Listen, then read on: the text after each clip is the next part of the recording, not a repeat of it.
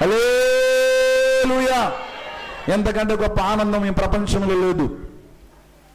ఎందుకంటే కుటుంబముగా ఒకేసారి అందరూ కలిసి భోంచేయడం, ఒకేసారి కలిసి అందరూ ఆరాధించడం, ఒకేసారి కలిసి స్తుతించడం, ఒకేసారి కలిసి కేక్ కటింగ్ చేయడం, ఒకేసారి కలిసి అందరం కూడా సంఘం అంతా కలిసి ఒకే క్రిస్మస్ చేసుకోవడం అనేది గొప్ప భాగ్యము. దేవునికి స్తోత్రం కలుగునుగాక.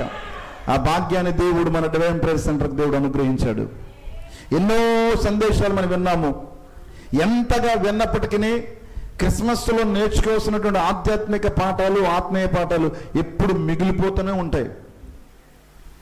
ఒక చిన్న ఆత్మీయ పాఠాన్ని నేర్పించి నా సమయాన్ని నేను సద్వినియోగపరచాలని ఆశపడుతున్నాను. ఈ స్టార్ అనేది క్రిస్మస్లో చాలా ప్రముఖంగా కనిపించేది. ప్రతి వారి ఇంటి మీద స్టార్ ఉంటుంది. క్రిస్మస్ అనగా ఒక ఆయన అన్నాడు, ఇది కంటికి పండగ, వంటికి పండగ, పంటికి పండగట. కంటికంటే రకరకాల లైట్లతో, చక్కని డెకరేషన్తో, కేరళ కానీ లండన్ కానీ మీరు ఇలాంటి క్రిస్టియన్ కంట్రీస్కి వెళితే క్రిస్మస్కి వారి గృహాలు, వారి మందిరాలు ఎంతగానో అలంకరించేస్తారు. ఎన్నో లైట్లు ఏర్పాటు చేస్తారు. కంటికి ఇంపుగా కనిపించేలాగా ఎంతగానో డెకరేట్ చేస్తారు. ఇది కంటికి పండుగే. ఎందుకంటే దేవుడు వెలుగై ఉన్నాడు కనుక ఆ వెలుగైన దేవుణ్ణి వెలుగుగా అనేకులు ఏం చేస్తారంటే వారి గృహాలను డెకరేట్ చేసుకుంటారు. రెండవది పంటికి పండుగే. మధ్యాహ్న సమయంలో మన పళ్ళన్నీ కూడా రుచికరమైన భోజన పదార్థాలు నవిలి దేవునికి స్తోత్రం కలుగునుగాక. హల్లెలూయా. ఎన్ని కూరలు తిన్నామండి? 4 కూరల దాకా తిన్నాం. పంటికి పండుగ. తర్వాత వంటికి పండుగ. వంటికి కూడా అందరూ కూడా నూతన వస్త్రాలు ధరించుకుని సంతోషించే ఒక గొప్ప వేడుకని ఒక ఆయన క్రిస్మస్ గురించి ఆయన చెప్పడం జరిగింది. ఈ స్టార్ ఏం చేస్తుంటుందంటే వెలుగునిస్తూ యేసుక్రీస్తుని చూపించిన సందర్భాన్ని మనకు తెలియజేసింది. ఈ స్టార్లో 4 అక్షరాలు కనబడుతూ ఉంటాయి, STAR అని. క్రిస్మస్లో కూడా 4 వ్యక్తులు చాలా ప్రాముఖ్యతను సంతరించుకున్నారు. క్రిస్మస్లో 4 వ్యక్తులు ఎవరై అంటే, మొదటి వ్యక్తి దూత. అసలు ఈ దూత లేకపోతే క్రిస్మస్ లేదు. ఈ దూతకి దేవుడు ఎంత గొప్ప గురుతరమైన బాధ్యతను దేవుడు అప్పగించాడంటే, దేవదూతకు మాట్లాడి, తండ్రి అయిన దేవుడు, నువ్వు మొట్టమొదటిగా లోక కళ్యాణం జరగడానికి, లోకములోనికి నా కుమారుణ్ణి పంపడానికి ఒకరి అనుమతి నువ్వు తీసుకోవాలి, ఒకరి అనుమతిని నువ్వు పొందాలి, ఆమెను నువ్వు ఒప్పించాలి, ఆమెకు నిజాన్ని నువ్వు చెప్పాలి, ఆమె నిన్ను చూడగానే నువ్వు నమ్మేటట్టుగా నువ్వు మాట్లాడాలని ఆ జ్ఞానంతో నింపి పరలోకముల నుండి ఒక దూతను దేవుడు పంపించాడు. ఈ దూత నేరుగా ఎక్కడికి వచ్చిందంటే మరియమ్మ దగ్గరికి వచ్చింది.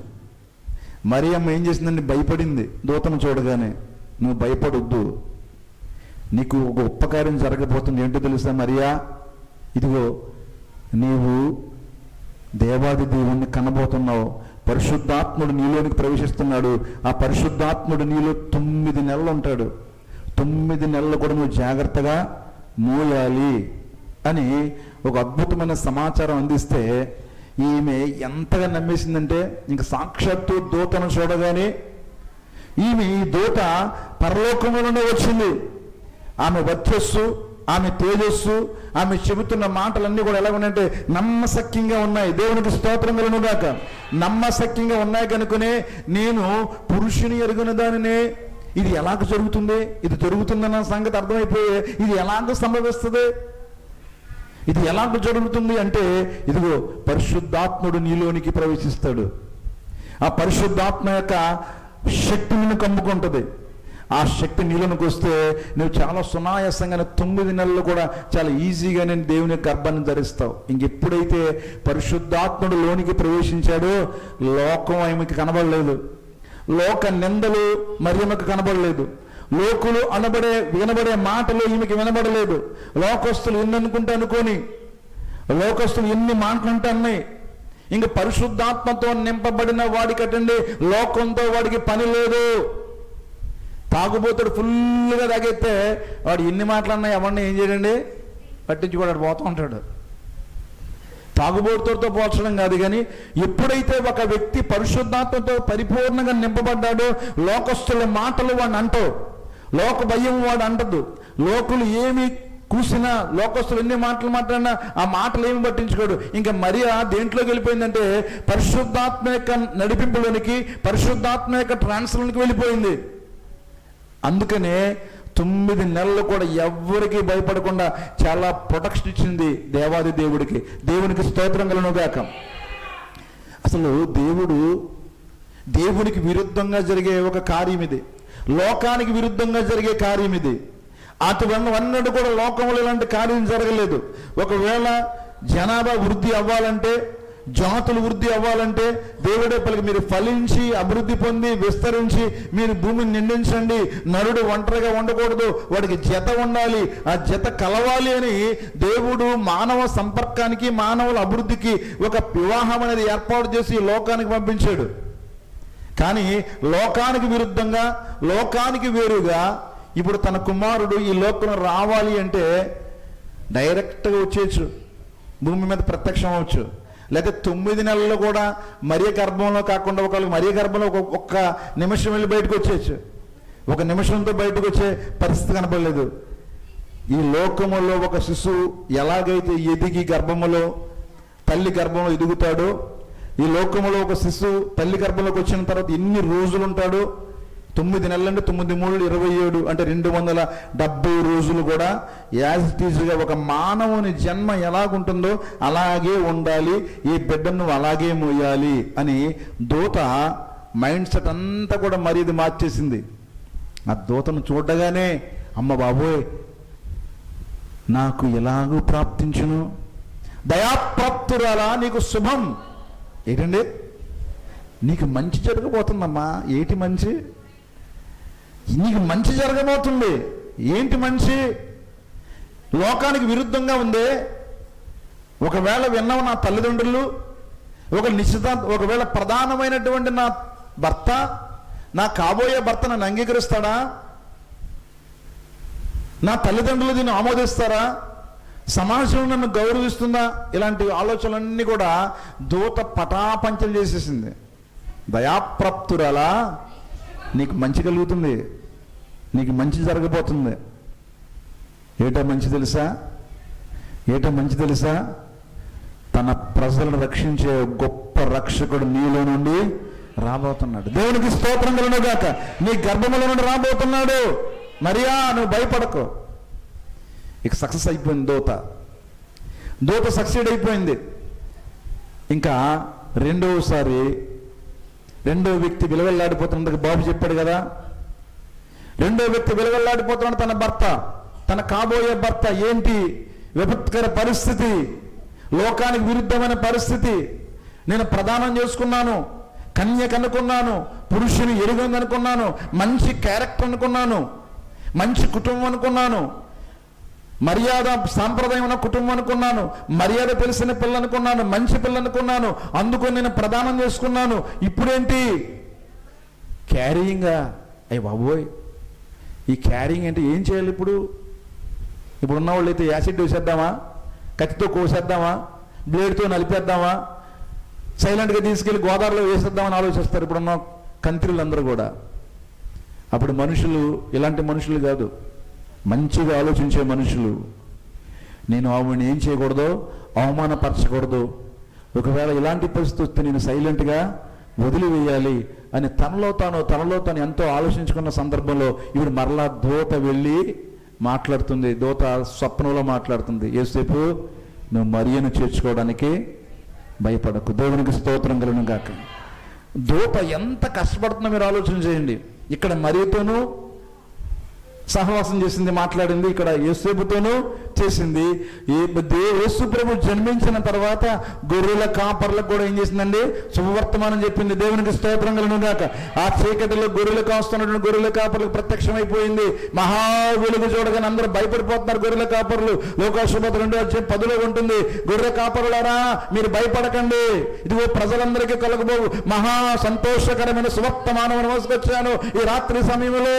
ఏంటి ఆ సువర్తమానం అంటే? ఇదిగో దావీదు పట్టణమందు నేడు రక్షకుడు మీ కొరకు పుట్టి ఉన్నాడు. దేవునికి స్తోత్రం కలుగును గాక.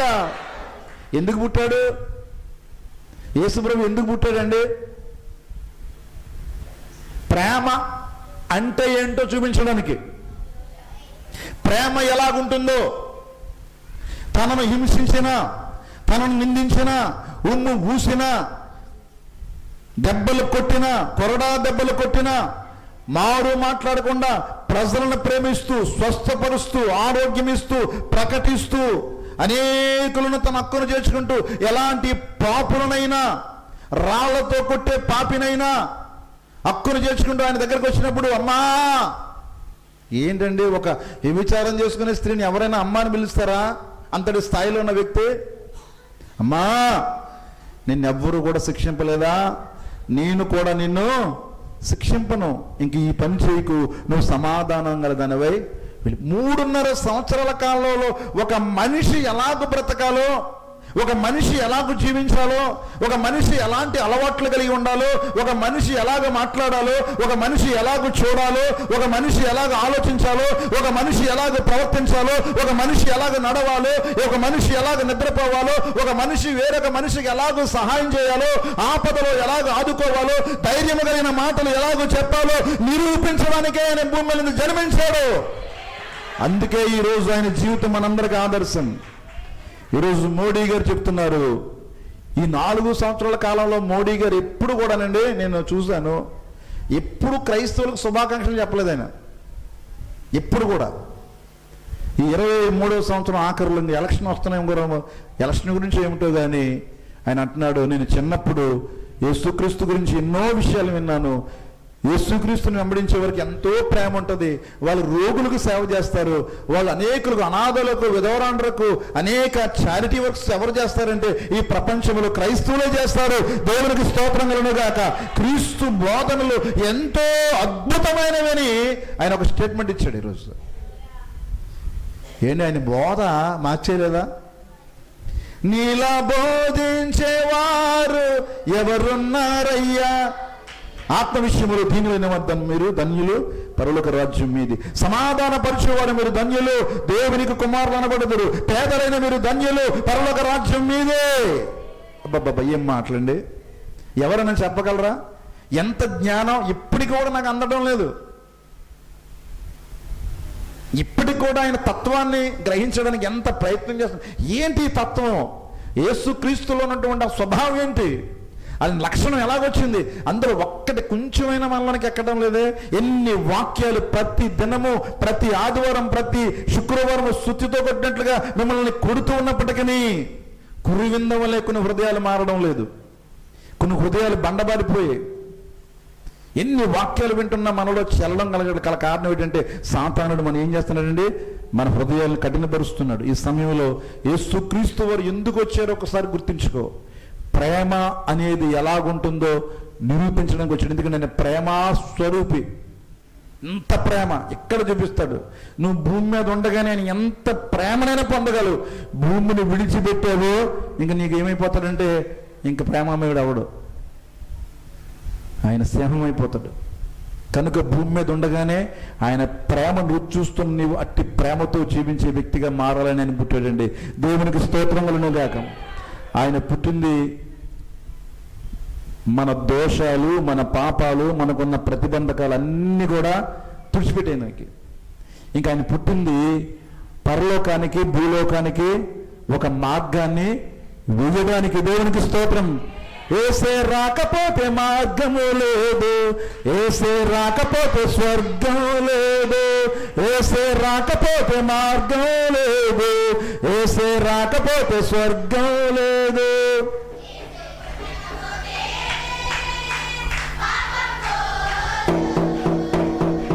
ఏసే పుట్టకపోతే శాపం పోదు, ఏసే పుట్టకపోతే పాపం పోదు, ఏసే పుట్టకపోతే శాపం పోదు, ఏసే రాకపోతే మార్గం లేదు, ఏసే రాకపోతే స్వర్గం లేదు, ఏసే రాకపోతే మార్గం లేదు, ఏసే రాకపోతే స్వర్గం లేదు. ఏసే పుట్టకపోతే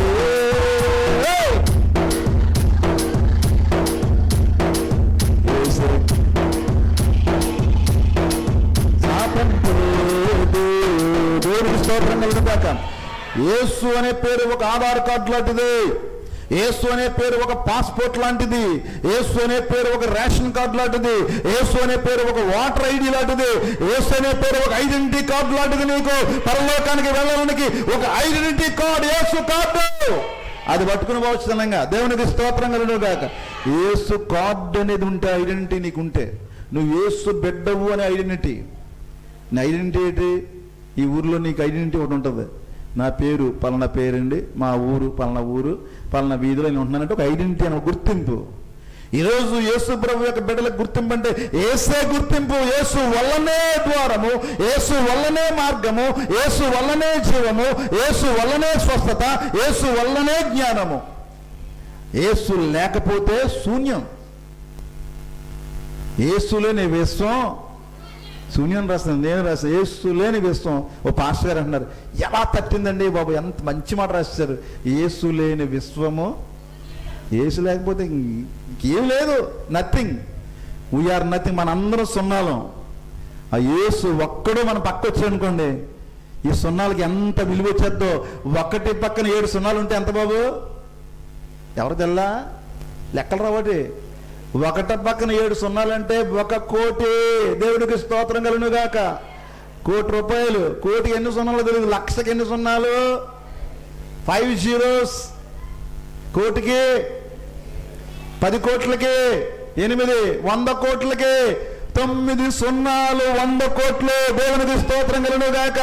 ఒకటి పక్కన ఎన్ని సున్నాలు వేసుకో, విలువే. మనం సున్నా, మన పక్కన యేసు నిలబడ్డాడు. మన పక్కన యేసు నిలబడితేనే మనకి ఎంత విలువ వస్తే, మనలోనికి యేసు ఉంటే మనకి ఎంత విలువ ఒకసారి మీరు ఆలోచన చేయండి. మనలోనికి యేసు వస్తే. ఒక ఆయన పాట రాశాడు, యేసు లోకంలో పుట్టాడు. యేసు జన్మించే లోకాన అందరికీ, యేసు జనించే హృదయాన ఎందరికీ. యేసు లోకాన అందరికీ పుట్టాడు, కానీ యేసు హృదయంలో ఎంతమందికి పుట్టాడు ఆయన? క్రిస్మస్ తాత అడుగుతున్న ప్రశ్న ఇది. క్రిస్మస్ తాత అడుగుతున్నాడట.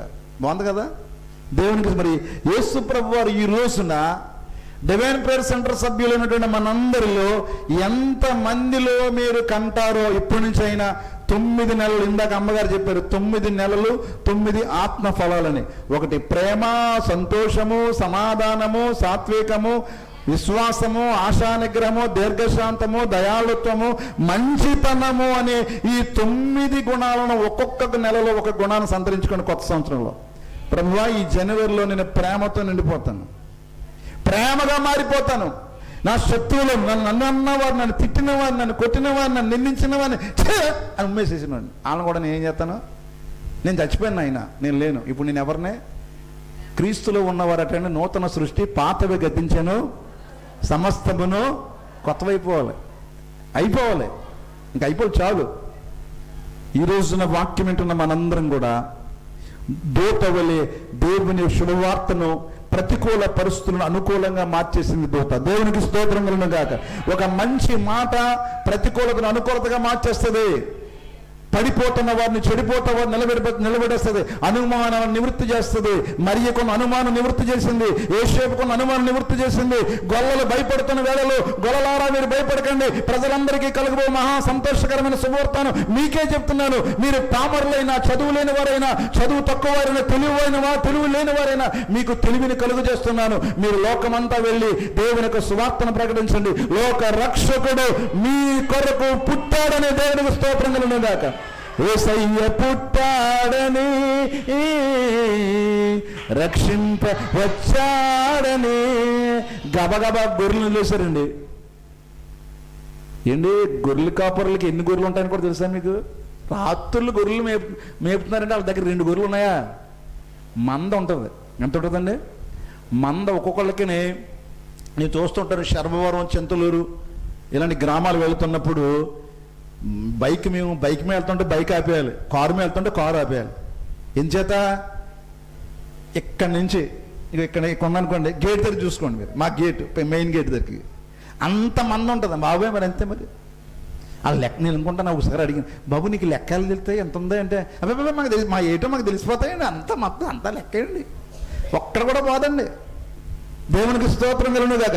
ఇంత పెద్ద మందను వదిలివేసి ఆ దూత చెప్పిన వార్త తీసుకుని తిన్నంగా పశువుల పాక దగ్గరికి వచ్చేసారంటే వారు ఎంత గొప్పవారో మీరు ఆలోచన చేయండి. దేవునికి స్తోత్రం. ఇన్స్పైర్ చేసింది, ఇన్స్పిరేషన్ కలిగించింది, నమ్మకాన్ని కలిగించింది. సాక్షాత్తు పరలోక దూతనేనని వారిలో విశ్వాసం కలిగించింది దూత. దేవునికి స్తోత్రం కలిగింది.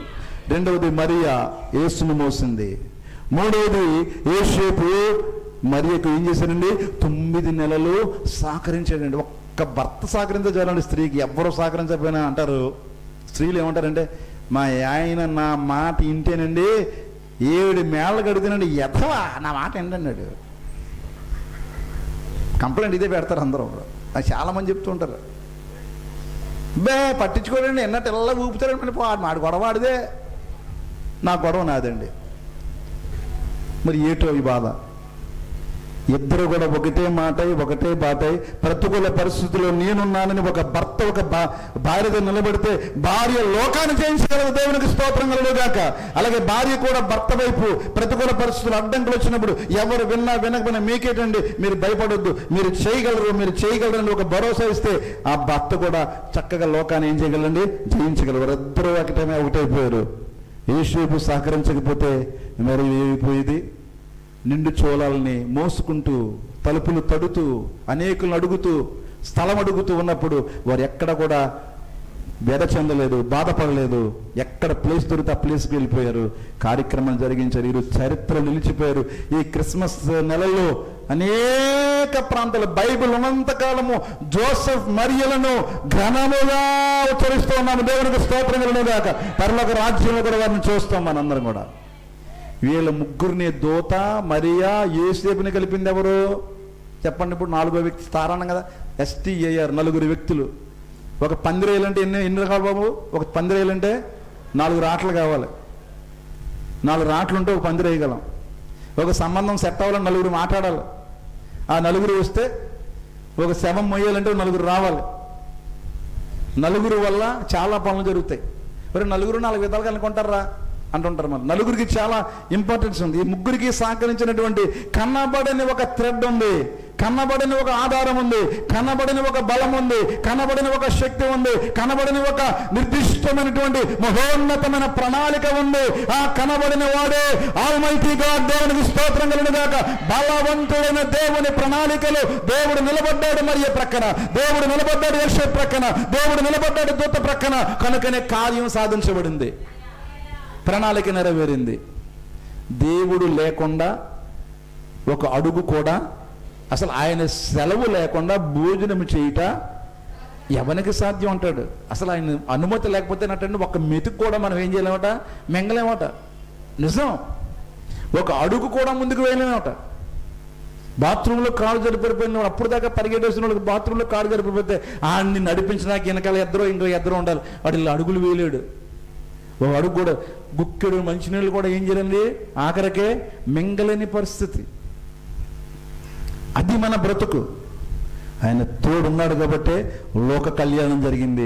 లోక కళ్యాణం జరిగింది కాబట్టే మనము దేవుని మందిరంలోకి వచ్చి ఆయన పుట్టుకను మనందరం కూడా ఆనందిస్తున్నాము, ఆస్వాదిస్తున్నాము.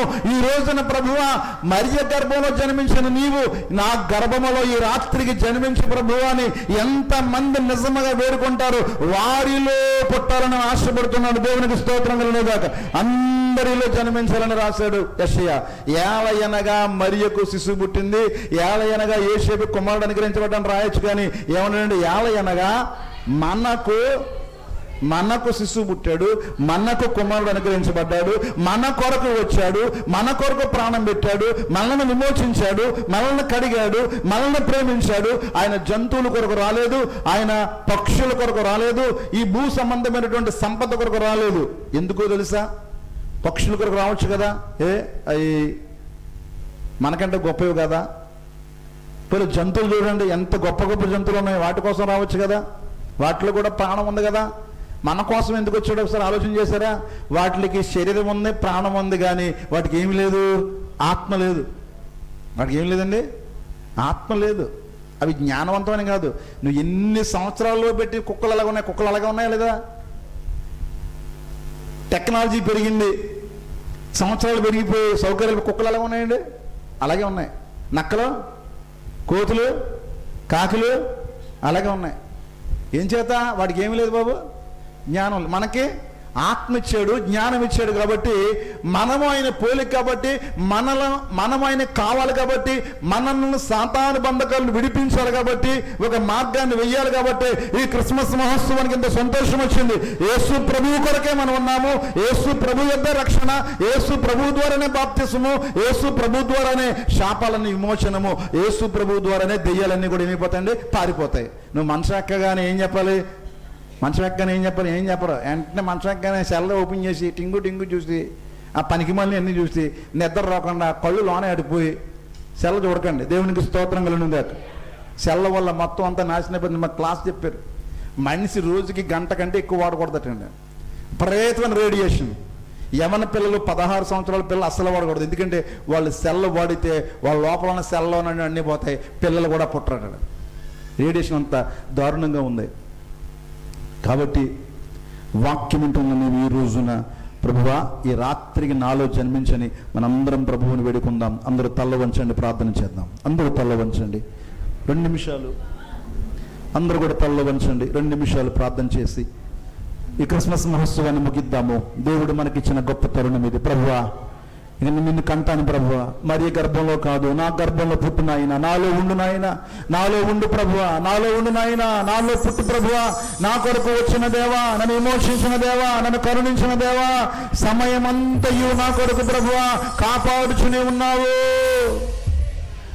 నన్ను కాచినావు, నన్ను దాచినావు, నన్ను కాచినావు, నన్ను దాచినావు దేవా వందనం, రాజా వందనం, దేవా వందనం, రాజా వందనం. సమయమంతయో సంవత్సరమంతయో నన్ను దాచిన, నన్ను కాచిన దేవా వందనం, నన్ను కాచిన, నన్ను దాచిన దేవా వందనం. నన్ను కాచినావు, నన్ను దాచినావు, నన్ను కాచినావు, నన్ను దాచినావు దేవా వందనం, రాజా వందనం. అవును ప్రభు, నీకు వందనము నాయన. నీకు మహోన్నతమైన నామాన్ని స్తుతిస్తూ ఘనపరుస్తూ ఈ రోజున బిడ్డలు ఎంతగానో సహకరించారయ్యా, ఎంతగానో నీ సన్నిధిలో ఆనందించారు. చక్కని భోజన పదార్థములు, చక్కని ప్రభు కేక్ కట్టింగ్, చక్కని స్తుతి ఆరాధన, చక్కని సందేశములు, శక్తివంతమైన నీ ప్రభావము, నీ వాక్య ప్రవాహములు మమ్మల్ని నడిపించినందుకు నీకు వందనాలు ప్రభువా. నా సంఘ బిడ్డలందరూ ర్యాలీ చేశారు ప్రభువా, పుర వీధుల్లో తిరిగారు నాయన, శ్రమించారు ప్రభువా, కష్టపడ్డారు నాయన.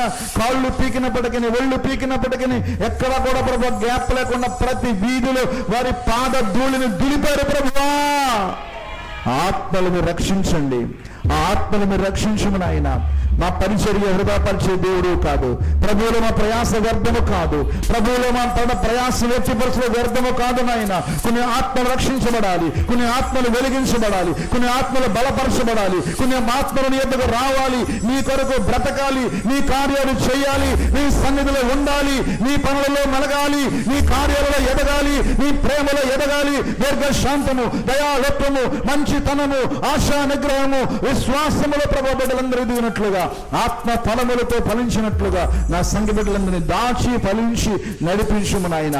రుచికర భోజన పదార్థములు ఏర్పాటు చేసిన కుటుంబాన్ని జ్ఞాపకం చేసుకుంటాను ప్రభువా. అయ్యా కుటుంబాలను ప్రభువా, మొగ్గ ప్రసాద్ గారి కుటుంబాన్ని, పిల్లి కామేశ్వర కుటుంబాన్ని మీరు దీవించండి, ఆస్వాదించండి. వారు అనుకున్న కార్యాలు ప్రభువు నామమున నెరవేర్చండి. కేక్కు సహకరించిన బిడ్డలను మీరు దీవించండి, నడిపించండి. అలాగే ప్రభువా, ఇదే నాయనా నీ మహాకృష్ణ ర్యాలీలు ప్రభువా, ఇదే వ్యాను ఏర్పాటు చేశారు. అలాగనే ప్రభు బ్యాటరీలు కూడా ఏర్పాటు చేశారు. ఆ ఖర్చు అంతా కూడా సంఘం భరించింది. అయ్యా బిడ్డలను దీవించండి, ఆస్వాదించండి. నీ